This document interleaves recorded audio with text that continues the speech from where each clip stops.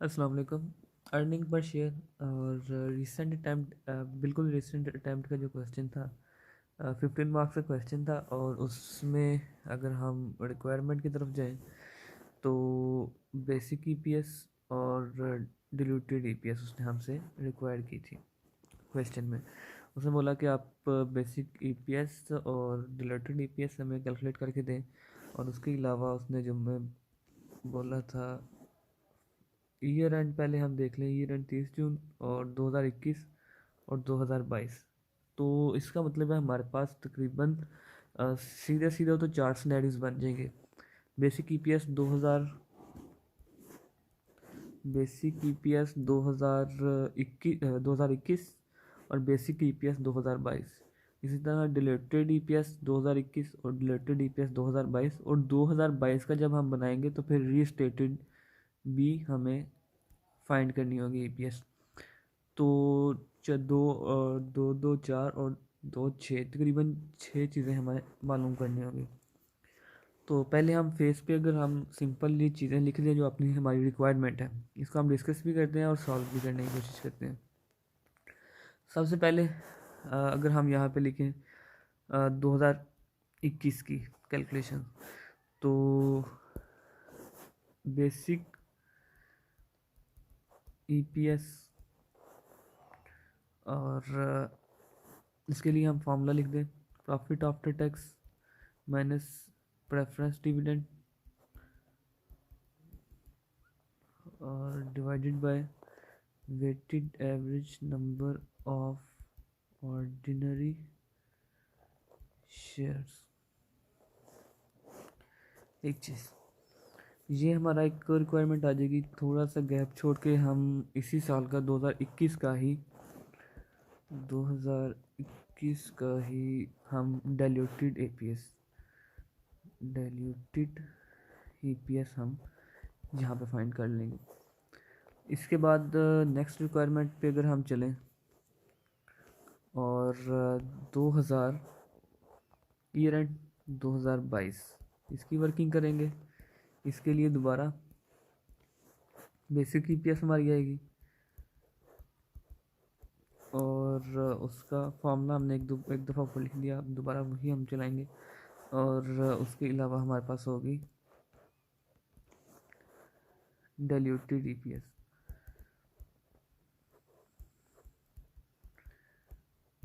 ये हमारे पास आ गया। तकरीबन ये हमारा फॉर्मेट आ जाएगा कि हमारे पास पहले बेसिक ईपीएस, डिल्यूटेड ईपीएस 2021 की, फिर 2022 की। रीस्टेटेड हम बाद में करेंगे। यहाँ तक एक चीज़ होगी। अगर हम बिल्कुल स्टार्ट में अब चलें, अपने क्वेश्चन को प्रोसीड करने की तरफ आएँ, तो वहाँ पे उसने इन्फॉर्मेशन दी कि peach tree limited was incorporated on 1 July 2020। तो एक बहुत इंपॉर्टेंट इन्फॉर्मेशन जो हमें मिली वो यहाँ पे ये है कि उसकी इनकॉर्पोरेशन डेट, मतलब वो इनकॉर्पोरेट ही 1 जुलाई 2020 को हुई। और रिक्वायरमेंट की तरफ जब हम जाएंगे तो हमें मालूम होगा कि हमें जो ईपीएस फाइंड करने का कहा गया है वो 30 जून 2021, मतलब ये फर्स्ट ईयर है। तो फर्स्ट ईयर और सेकंड ईयर की हमें ईपीएस फाइंड करनी है। ओके, अब हम क्वेश्चन को मज़ीद पढ़ते हैं। तो वो हमें बताता है कि ये नेट प्रॉफिट है 2021 का, 22 का। रिवैल्यूएशन सरप्लस हमें पता होता है कि हमें प्रॉफिट आफ्टर टैक्स ही चाहिए होता है अपनी बेसिक कैलकुलेशन में। ये टोटल कम्प्रिहेंसिव इनकम नहीं रिक्वायर होती। अच्छा, detail of shares and bonds issued, उस डिटेल आ गई 1 जुलाई 2020, मतलब जब ये स्टार्ट हुआ, आपने कंपनी स्टार्ट की और 50 मिलियन ऑर्डिनरी शेयर्स और उसकी par value 20 was issued at ₹14, मतलब प्रीमियम पे शो हो गए। एक चीज़, उसके बाद अगर हम इसकी रिक्वायरमेंट को स्टार्ट करें तो प्रॉफिट आफ्टर टैक्स अब हमारे पास आ चुका है। वो है 210। अब यहाँ पे रिसेंटली ही मैंने इस पे वॉइस नोट रिकॉर्ड किया था, लिंक शेयर किया था कि यहाँ पे इररिडीमेबल प्रेफरेंस शेयर आना चाहिए। ठीक है, इररिडीमेबल प्रेफरेंस शेयर। तो हम क्वेश्चन में देखते हैं कहीं पे रिडीमेबल प्रेफरेंस शेयर्स हैं या नहीं, क्योंकि redeemable preference shares already profit after tax में एडजस्ट हो चुके होते हैं। क्वेश्चन को मज़ीद पढ़ा तो 1 जुलाई को आपके पास रिडीमेबल प्रेफरेंस शेयर है, तो मतलब यहाँ पे ये इसका प्रेफरेंस डिफरेंस यहाँ पे लेस नहीं होगा। उसके अलावा फिर 1 फरवरी 2021 में बात चली जाती है। और मज़ीद ऑर्डनरी शेयर्स हैं, एक और चीज़ आ गई है हमारे पास। और फिर 1 अक्टूबर के आ जाती है हमारे पास एडजस्टमेंट। तो 2000 ईयर एंड 2021 तक, मतलब 30 जून 21 तक हमारे पास ये डाटा मौजूद है। और उसमें सिर्फ प्रेफरेंस डिविडेंड था, लेकिन ये वो रिडीमेबल था। तो यहाँ पे इरिडीमेबल प्रेफरेंस डिविडेंड कुछ भी नहीं है, तो हमारे पास ये नीचे लेस ज़ीरो होगा। इसके बाद weighted average number of share, इसके लिए आपको मालूम है कि हमें एक वर्किंग करनी पड़ती है। Weighted average number of ordinary shares,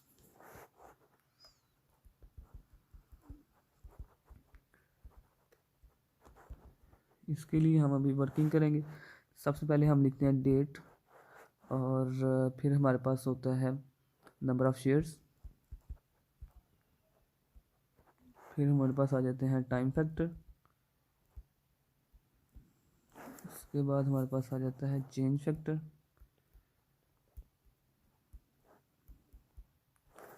और फिर हमारे पास टोटल में आ जाते हैं weighted average number of ordinary shares. अब यहाँ पे अब हम क्वेश्चन में जाएंगे। सबसे पहले इशू हुआ 1 जुलाई 2020 50 मिलियन ऑर्डिनरी शेयर्स। तो 1 जुलाई 1720 और 50 मिलियन शेयर्स। उसके बाद हम नेक्स्ट देखेंगे कि नेक्स्ट इशू कब हुआ। तो जब क्वेश्चन में गए तो हमें मालूम हुआ कि नेक्स्ट इशू हमारे पास आ रहा है ऑर्डिनरी जो हमारे ऑर्डिनरी शेयर्स हैं उसमें 1 फरवरी 21 को। तो हम यहाँ पे लिखेंगे 1 फरवरी 21 और 20 मिलियन थे, तो ये टोटल 70। अब इन दोनों के दरमियान में डिफरेंस हम चेक करेंगे, ये और ये डेट के दरमियान में डिफरेंस जो होगा वो हमारा टाइम फैक्टर बनेगा। तो 1 जुलाई 20 से लेके 1 फरवरी 21 तक आपके पास 7 मंथ हैं, 7/12 ये मल्टीप्लाई हुआ। और इसके बाद कोई ऑर्डिनरी शेयर्स इशू नहीं हुआ इस साल में, तो बाकी आपके पास ईयर एंड तक 5 मंथ थे और 12। चेंज फैक्टर, क्योंकि सिर्फ आपके पास ऑर्डिनरी शेयर सिंपल इशू है तो नो चेंज फैक्टर और सिंपल। अब हम यहाँ पे अपनी कैलकुलेशन करेंगे, और कैलकुलेटर चाहिए होगा हमें जी।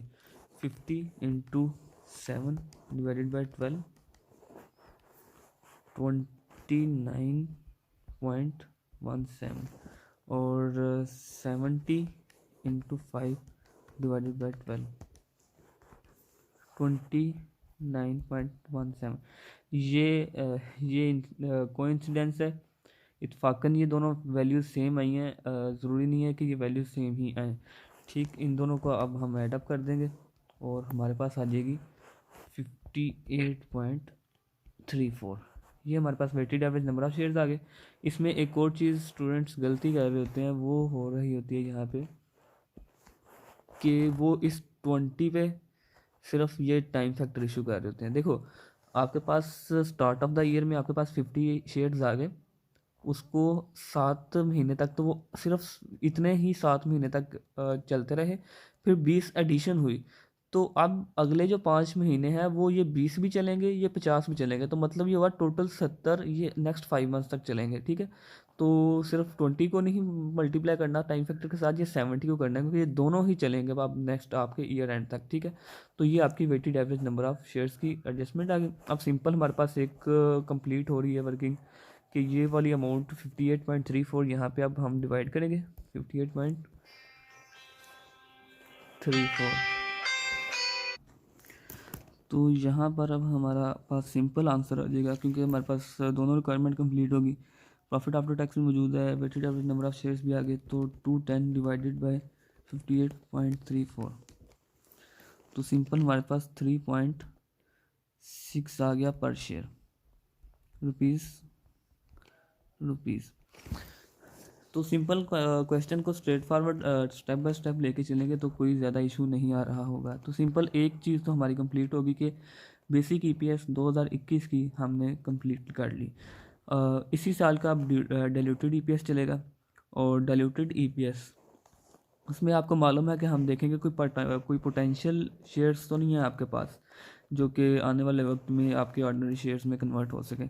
तो सिंपल अभी तो स्टार्ट हुआ था आपका साल, तो हम देखेंगे कि सबसे पहले तो आपने सिंपल ये ऑर्डिनरी शेयर्स इशू किए जिसको हमने ट्रेड कर लिया। उसके बाद आपने 1 जुलाई को ही स्टार्ट ऑफ द ईयर में ही ये प्रेफरेंस शेयर्स इशू किए हैं और ये कन्वर्टेबल हैं into 3 ordinary shares after 5 year. तो ये आपके पास पोटेंशियल शेयर्स आ गए। अब इन पोटेंशियल शेयर्स का हम चेक करेंगे इनकी जो इंक्रीमेंटल अर्निंग्स हैं और जो शेयर्स ये बाद में कन्वर्ट होकर हमारे पास आएंगे तो इसकी वर्किंग आएगी। तो सिंपल डाइल्यूटेड अर्निंग के लिए, डाइल्यूटेड ईपीएस के लिए आप प्रॉफिट आफ्टर टैक्स वो बेसिक ईपीएस वैसे ही लिखते हो और डिवाइडेड बाय 58.34 और फिर अजाफी क्या करते हो कि ऊपर आप जो आपका खर्चा बच रहा होता है, मतलब जब अगर यही प्रेफरेंस शेयर्स जो हमने इशू किए थे 1 जुलाई को ये ऑर्डिनरी शेयर्स ही कंसिडर हों तो फिर हमारा ये ट्रीटमेंट कैसे होना था।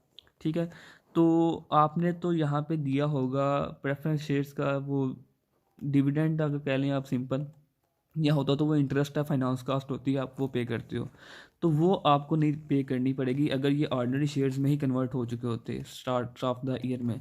तो सिंपल आपने फिर यहाँ पे पेमेंट क्या की हुई थी कि 10 मिलियन शेयर्स थे और उनकी फेस वैल्यू थी 50 रुपीज़ 500 आ गया और 500 का 12% आप उनको इंटरेस्ट पे कर रहे थे।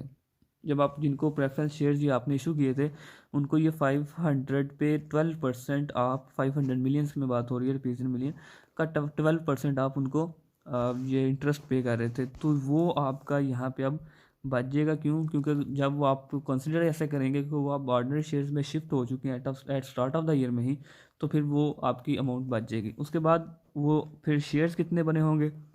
10 मिलियन शेयर्स हैं और उसने बोला कि each preference shares is convertible into 3 ordinary shares, मतलब हर शेयर 3 ऑर्डिनरी शेयर्स में। तो 10 मिलियन है तो एक शेयर अगर 3 ऑर्डिनरी शेयर्स में जाएगा तो 30 मिलियन शेयर्स हो जाएंगे आपके पास और फिर शेयर्स में जो इजाफा है वो 30 मिलियन और आपके पास सिंपल डाइल्यूटेड ईपीएस भी इसी तरीके से निकल आएगी और वो होगी 210 plus 60 is equal to 270 divided by 58.34 plus 30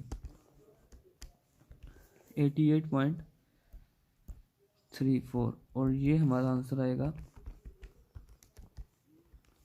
3.05 पर शेयर।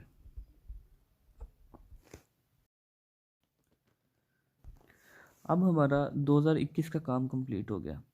2021 में आपके पास जो बेसिक ईपीएस थी आपने वो फाइंड कर ली और डाइल्यूटेड ईपीएस थी वो आपने फाइंड कर ली।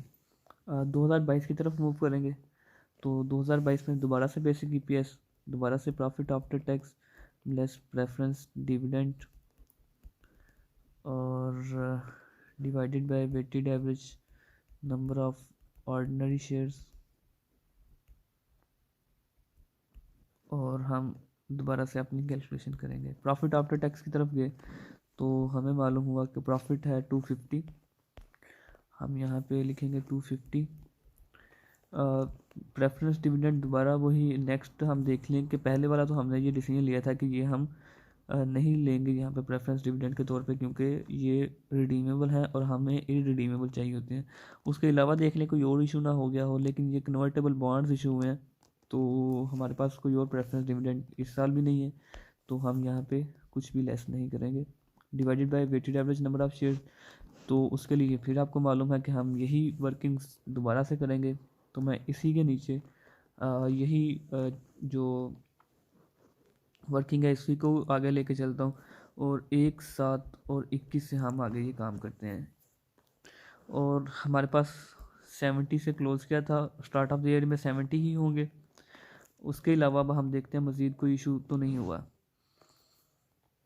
हमें बताया गया कि on 1 October 40% right shares were issued, तो 40% हमारे राइट शेयर इशू हुए हैं। तो मतलब शेयर्स इशू हुए और डेट चेक करनी थी 1 अक्टूबर, जुलाई, अगस्त, सितंबर, अक्टूबर, 1, 10 और 21 को 40%, 70 ऑलरेडी मौजूद है और उसका 40%, 28 ये शेयर्स इशू है। अब ये आउटस्टैंडिंग टाइम फैक्टर क्या लगेगा? जुलाई अगस्त सितंबर, 3 महीने आपके आउटस्टैंडिंग रहे, ये 3/12, और इसके बाद कोई ऑर्डिनरी शेयर्स का मज़ीद इशू नहीं है, तो at the end of the year ये पैसे ही चलेंगे। तो ये अब ये दोबारा यहाँ पे मैं भी मिस्टेक कर रहा था, वही मिस्टेक जो मैंने ऑलरेडी बताई कि यहाँ पे फिर हम टोटल लेंगे 98 और फिर उसका लेंगे हम 9/12, 28 का नहीं आएगा। ये आगे हमारा टाइम फैक्टर। अब हमें बात करनी होगी चेंज फैक्टर पे। चेंज फैक्टर क्योंकि राइट इशू है और हमें मालूम है कि इसका हमारे पास चेंज फैक्टर आता है। राइट इशू के केस में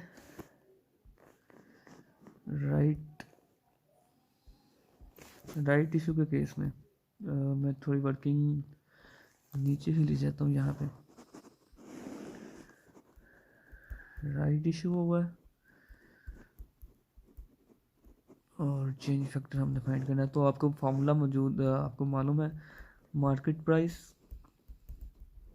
divided by theoretical x right price. Market price आपको क्वेश्चन में आसानी से मिल जाती है और वो वहाँ पे लिखी होगी। उसने बोला जी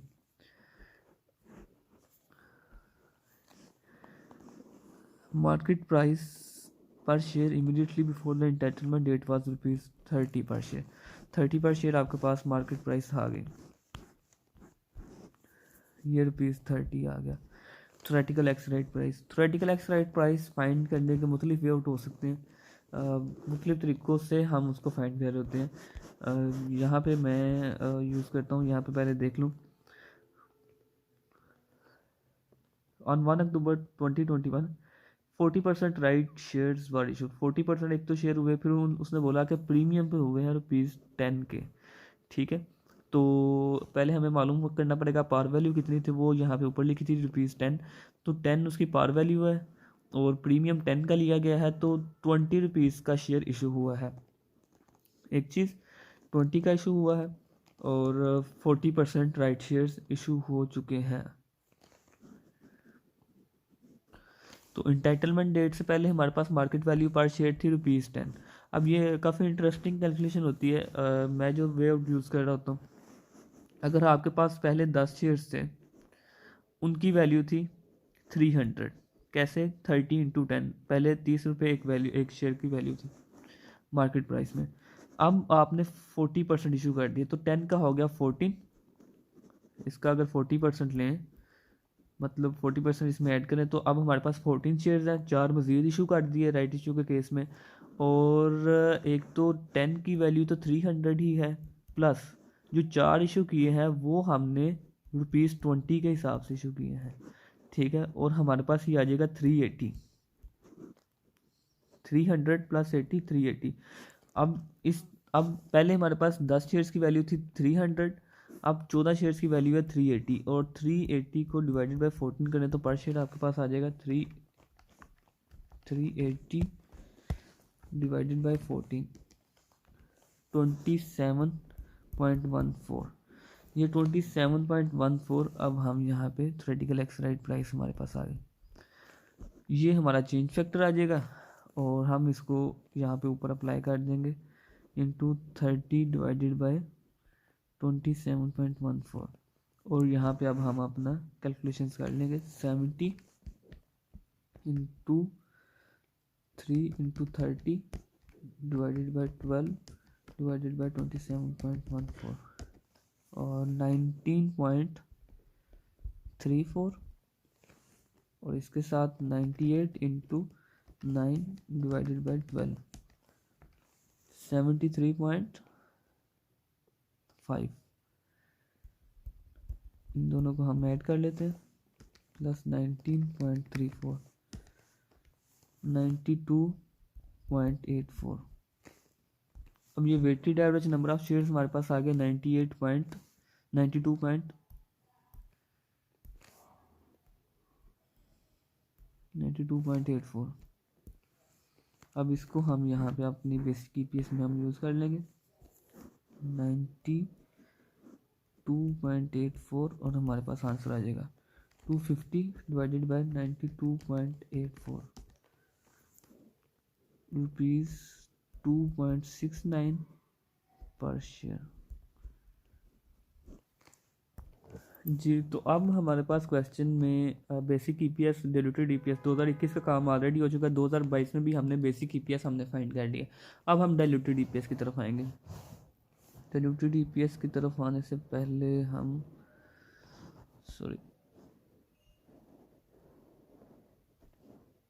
ये थोड़ा सा नीचे कर लें। ओके,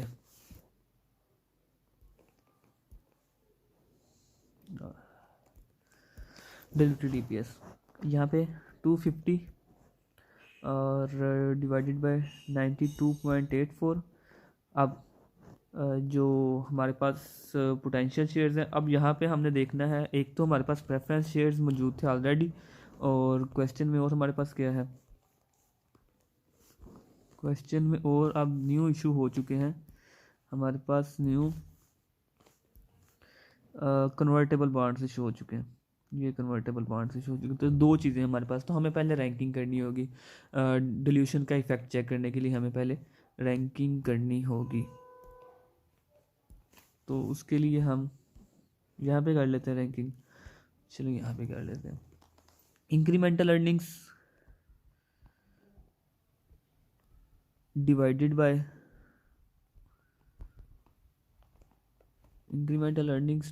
बाय शेयर्स जो ऐड होंगे।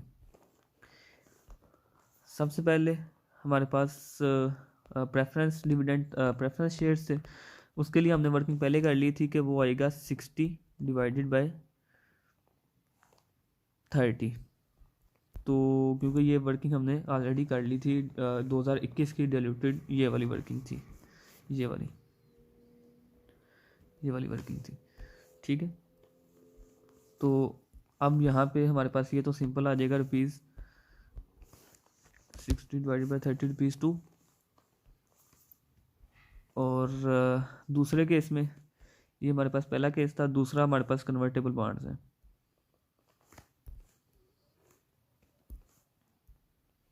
कन्वर्टेबल बॉन्ड्स, उस केस में अभी हमें वर्किंग करनी पड़ेगी। पहले हम ये देखेंगे कि वो इशू हुए 1 नवंबर को, 1 नवंबर को इशू हुए, और 3 मिलियन कन्वर्टेबल बॉन्ड्स हैं और पार वैल्यू है ₹100। एक चीज़, उसके अलावा 10% पर एनम है। ये ध्यान से देखना है कि ये पर एनम रेट है, 10% पर एनम है, और payable on 31 October each year, each bond is convertible into 7 ordinary shares. तो सबसे पहले हमें जो अगर ये ऑर्डिनरी शेयर्स ही होते, हमें बॉन्ड्स ना होते, तो जो हमें बचत होती वो हम देखते हैं 3 मिलियन और फेस वैल्यू है 100, तो 300 और उस पर लगेगा 10% 0.1 और 30 आ जाएगा। ये होगा 1 साल का इंटरेस्ट, और हमने ये तो लिए ही 1 नवंबर को है, तो हमारे पास होंगे 8 महीने इस साल के लिए आउटस्टैंडिंग। तो divided by 8 multiply by 8 divided by 12 तो 20, तो ₹20 हमारी इंक्रीमेंटल अर्निंग आ जाएगी। डिवाइडेड बाय, इसी तरह अब हम उसके शेयर्स को करेंगे, 3 मिलियन है, और वो कह रहा है कि each bond is convertible into 7 ordinary shares into 7, 3 into 7, और वही मल्टीप्लाई बाय 8 डिवाइडेड बाय 12, क्योंकि हमने लिए ही 1 नवंबर को है, तो 14 शेयर्स, और ये हमारे पास आ जाएगा ₹1.42। ये भी डाइल्यूटेड था, ये वाला भी डाइल्यूटेड था, और ये भी डाइल्यूटेड है। क्यों? क्योंकि हमारे पास जो बेसिक ईपीएस आ चुकी है वो आई थी 2.69, तो इससे कम जो भी आएगा हमारे पास वो डाइल्यूटेड ही होगा, लेकिन जो ज़्यादा कम आएगा वो हमारा उस रैंकिंग में हमारे पास ऊपर आएगा, ये पहले नंबर पे आएगा। ये पहले मार्क्स पे आएगा, ये दूसरी रैंकिंग में आएगा, क्योंकि ये ज़्यादा डाइल्यूटेड है, ये उससे कम, रिलेटिवली कम डाइल्यूटेड है। ठीक है, अब यहाँ पे हम सिंपली कर सकते हैं लेट द सेपरेट क्वेश्चन के मुताबिक सिंपल यहाँ पे एक अर्निंग थी 60, और अगर हम रैंकिंग के मुताबिक ही अगर इसको लिख लें तो पहले हम लिख लेते हैं पहले रैंकिंग में बॉन्ड्स हैं तो इंक्रीमेंटल अर्निंग 20 और 14, 20 यहाँ पे 14 और प्लस, अगर मैं चेंज करके लिख दूँ प्लस 60 प्लस 30, और हमारे पास बेसिक ईपीएस आ जाएगी। हम ये आ जाएगा 2 3 10 और 330 डिवाइडेड बाय 92.84 प्लस 14 प्लस 30 136.84 और 330 डिवाइडेड बाय 2.41 जी, यही है पर शेयर, ₹2.41 पर शेयर। तो ये हमारे पास डाइल्यूटेड ईपीएस भी इस तरह कैलकुलेट होके आ गई। ओके, अब हमारे पास सिंपल तो काम हो गया 2021 का भी 2022 का भी। 2021 की बेसिक डाइल्यूटेड दोनों ईपीएस हमने फाइंड कर लिए, 2022 की बेसिक ईपीएस और डाइल्यूटेड ईपीएस दोनों हमने फाइंड कर लिए। अब हमारे पास है रीस्टेटेड करना है। ठीक, ईपीएस को रीस्टेट करना है। 2022 का एंड आ गया और 2022 के एंड पे आपने ईपीएस को 2021 वाली ईपीएस को रीस्टेट करना है। तो यहाँ पे मैं सेपरेशन करता हूँ पहले, और हमारे पास 2022 के एंड पे ईपीएस जो 2021 की है इसके साथ लिख दिया जाता है रीस्टेटेड। ठीक है, और ये बेसिक ईपीएस है, और इसको अब हम इसका बेसिक ईपीएस तो बहुत सिंपल है। बेसिक ईपीएस में कहानी सिंपल है, और उसमें जो है आपके डाइल्यूटेड ईपीएस वहाँ पे प्रॉब्लम क्रिएट होती है, थोड़ा सा ज़्यादा गौर करना पड़ता है। बेसिक ईपीएस में आप बेसिक ईपीएस ढूंढते हो, कहाँ पे थी आपकी, ये थी ये वाली, और 3.6 पर शेयर, 3.60। और सिंपल आपने जो चेंज फैक्टर है ना, आपका चेंज फैक्टर यहाँ पे था ये वाला जो चेंज फैक्टर होगा, ये आपने रिवर्स करके उसको मल्टीप्लाई कर देना। मतलब चेंज फैक्टर है 30 ओवर 27.4, आपने 27.14 डिवाइडेड बाई 30 के साथ मल्टीप्लाई करना है, आपके पास ईपीएस रीस्टेट होकर आ जाएगी 3.6 इंटू 27.14 डिवाइडेड बाई 30,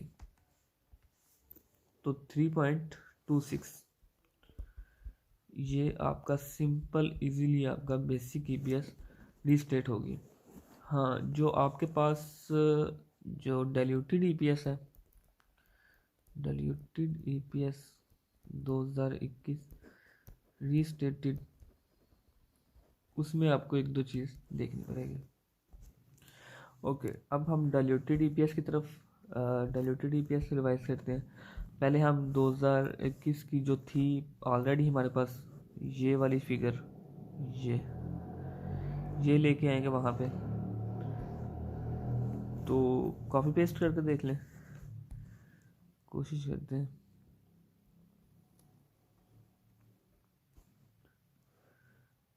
और कॉपी का ऑप्शन अगर दे दे वो नहीं, ठीक है। 210 प्लस 60, ये 210 प्लस 60 डिवाइडेड बाय 58.34 प्लस 30। यहाँ पे बस आपने क्या करना है कि सिंपली ये जो आपका weighted average number of shares है ना, ये इसको आपने मल्टीप्लाई करना है। मैं पेन का कलर चेंज कर देता हूँ, आपने चेंज फैक्टर के साथ जो भी आपके पास चेंज फैक्टर होगा सिंपली आपने उससे मल्टीप्लाई करना है। वो है आपके पास चेंज फैक्टर यहाँ पे 30/27.14, ये आपने मल्टीप्लिकेशन करनी है और आपका आंसर आ जाएगा। तो सिंपल यहाँ पे क्या होगा कि जो नीचे आपका weighted average number of ordinary shares आप ऑलरेडी वर्किंग से आए होंगे उनको आपने इसके साथ मल्टीप्लाई करना है और आपका आंसर आ जाएगा ₹2.86।